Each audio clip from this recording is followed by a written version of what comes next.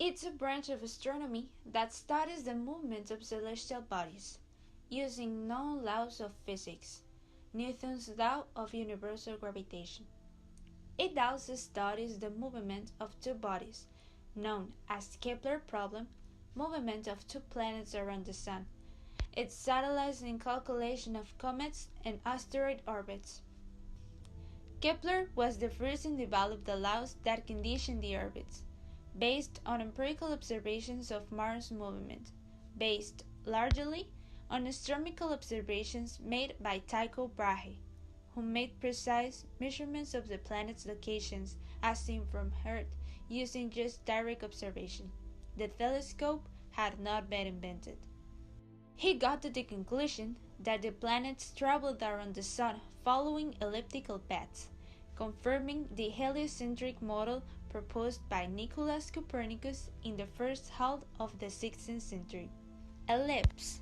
It's the curve of geometric place of the points where the sum of the distance of two fixed points, named focus, is equal to the size of the major axis. Kepler's first law. The first law of Kepler tells us the following. The planets move on elliptical orbits with the Sun in one of the focus.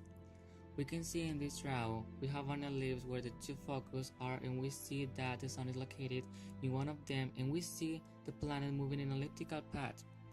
Remember that in an ellipse, the eccentricity is defined as the coadjuvant between C and A.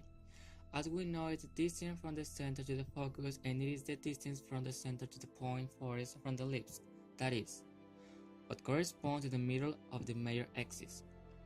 In the case of most planets, the eccentricity is a value very close to zero, which means that its distance C is very small compared to A. So this distance, because it is so small, makes us look like the ellipse to a circumference. That is why sometimes we think that the orbit of the planet around the Sun is circular, but it is because it looks like a circumference, but in reality, it is an ellipse.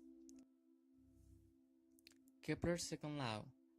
The segment that joins the Sun with a planet sweeps equal areas in equal times. We can see in this round the segment that joins the Sun with the planet, and also known as the radial vector, sweeps two areas that are equal and that have been swept at the same time.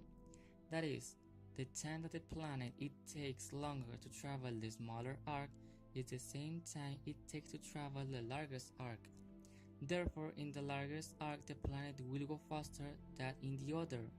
In fact, in what is known as perihelion, the planet reaches its highest speed, and at the point farthest from the Sun, in the aphelion, there the planet has its lowest speed. Kepler's third law. For any planet, it is followed equal k, t equal orbital period, r equal average distance from the Sun to the planet equal a. T is the orbital period, that is, the time it takes the planet to turn the Sun over, and r is the average distance from the Sun to the planet, that is, taken as half of the major axis of the ellipse. That is what we know as the distance a.